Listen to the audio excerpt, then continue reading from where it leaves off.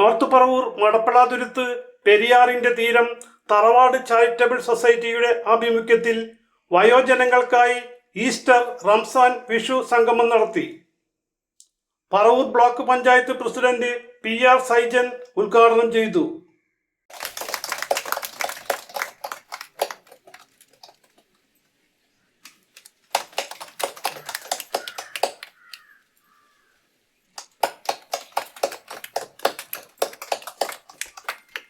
ഈ charitable society ഇത്രത്തോളം ദീർഘവീക്ഷണത്തോടുകൂടി, കാഴ്ചപ്പാടോടുകൂടി സാധാരണക്കാരന്റെ ചിന്താഗതികളും വിചാരങ്ങളും എല്ലാം മനസ്സിലാക്കി മുന്നോട്ട് കൊണ്ട് 10 വർഷവും നന്നായി മുന്നോട്ട് കൊണ്ടുപോകാൻ സാധിക്കുന്നത് ആ ഒരു പൊതുപ്രവർത്തന രംഗത്തെ ഒരു ദീർഘവീക്ഷണമാണ്.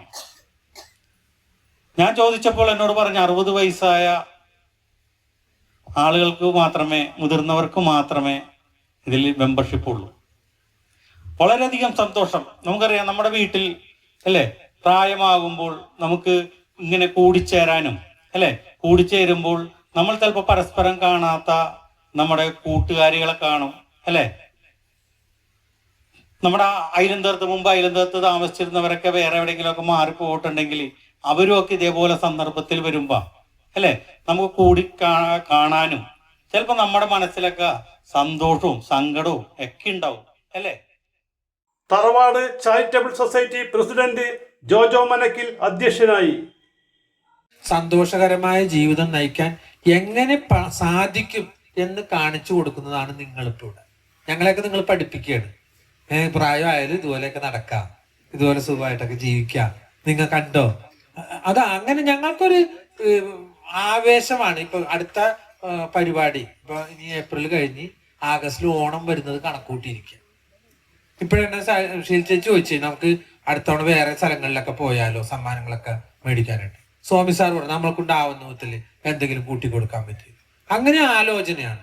നിങ്ങൾ ഇവിടെ വന്ന് ഇതുപോലെ സന്തോഷിക്കുന്ന കാണുമ്പോൾ ഞങ്ങൾക്ക് നേരത്തെ പറഞ്ഞ പോലെ പ്രഷറിന്റെ ഷുഗറൊന്നും കഴിക്കാതെ തന്നെ 24 മണിക്കൂറും ലൈവായിട്ടിരിക്കാനുള്ള ഒരു അവസരം ഉണ്ടാകും. അപ്പൊ അങ്ങനെയുള്ള ഒരു സന്തോഷകരമായ ജീവിതം അനുഷ്ഠിക്കാൻ ഒരു അവസരം ഉണ്ടാകും. വടക്കേക്കര ഗ്രാമപഞ്ചായത്ത് പ്രസിഡന്റ് KS സനീഷ് സമ്മാന വിതരണം ഉദ്ഘാടനം ചെയ്തു.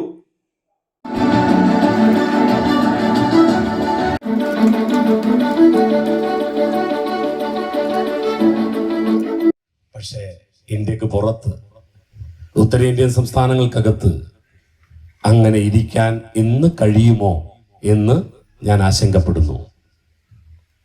ആ ആശങ്കയിൽ നിന്നും കേരളം എങ്ങനെ ആയി എന്നതാണ് ഏറ്റവും പ്രധാനപ്പെട്ടത്. ഇവിടെയാണ് നമ്മുടെ ജീവിതത്തിന്റെ 2ാം ബാല്യത്തിലാണ് നമ്മളിവിടെ ഇരിക്കുന്നത്. 2ാം ബാല്യം അല്ലെ. 60